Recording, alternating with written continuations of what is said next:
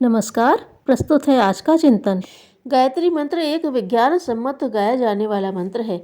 भौतिक सुख शांति की अभिवृद्धि, वातावरण संशोधन एवं सूक्ष्म चेतना को बलवती बनाने के लिए उसका प्रयोग प्राचीन काल के ऋषि युग में भी होता रहा है। मंत्र को व्यापक बनाने के लिए उसके साथ ताप और प्रकाश को यज्ञ के रूप में जोड़ना पड़ता है, तभी वह अधिक शक्तिशाली और विश्वव्यापी बनता है। यज्ञ एक बहुमुखी प्रक्रिया है। देखा गया है कि वनौषधियों को वायुभूत करके, हवन करके उसके समीप बैठने से, गायत्री मंत्र का मध्यम स्वर से उच्चारण करते हुए यदि यज्ञ किया जाए तो पर्यावरण संशोधन से लेकर शारीरिक व मानसिक रोग निवारण व स्वास्थ्य संरक्षण तक में उसकी महती भूमिका संपन्न होती देखी जाती है। जिन्हें कुछ अधिक सार्थक उपलब्धि करनी हो अथवा जो इससे अधिक करने की स्थिति में है, उन्हें गायत्री मंत्र के ध्वनि गायन का अवलंबन लेना चाहिए।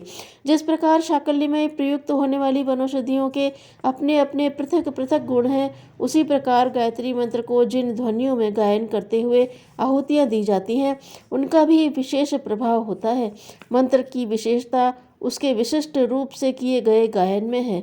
उनमें शक्ति इसी आधार पर पैदा होती है। सामगान का समूचा शास्त्र ही इसी आधार पर बना है। मध्यम स्वर में तो किसी मंत्र का जप हो ही सकता है। दैनिक या सार्वजनिक यज्ञ में भी यह यज्ञ स्वर काम दे सकता है। वैज्ञानिक प्रयोजनों के लिए इस प्रकार की स्वर लहरियों का विशेष प्रभाव देखा गया है। संसार भर में संगीत के प्रभाव से फसलें अच्छी फलित करने और परिपुष्ट बनाने के लिए प्रयोग किए गए हैं। अथर्ववेद के अनुसार इससे जहाँ अनेक रोगों से छुटकारा पाया जाता है और दीर्घ जीवन की उपलब्धि होती है, वहीं संविधाओं तथा औषधियों से परिपूरित यज्ञाग्नि के प्रभाव से उन्मादी और सनकी व्यक्ति भी रोग मुक्त हो जाते हैं।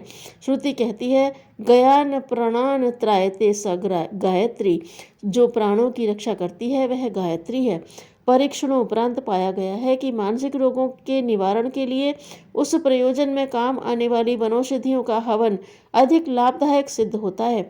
शारीरिक रोगों में मध्यम स्वर से गायत्री मंत्र का उच्चारण करते हुए हवन किया जाता है, किंतु मानसिक रोगों के लिए सस्वर पाठ करते हुए हवन करना चाहिए। इसके लिए अभ्यास करना पड़ता है। यह एक प्रकार का संगीत है। संगीत का न्यूरो हार्मोनों पर प्रभाव पड़ता है और उससे मनोविकार दूर होते हैं।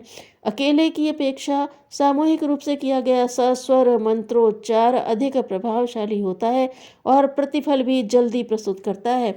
इस प्रयोजन के लिए पहले से टेप किए हुए सस्वर मंत्रोच्चार के कैसेटों से अभ्यास किया जा सकता है। टेप रिकॉर्डर के साथ साथ स्वर मिलाकर अपने मनोरोगों के लिए जिस स्वर में गायत्री मंत्र बोलना चाहिए उसमें बोला जाए।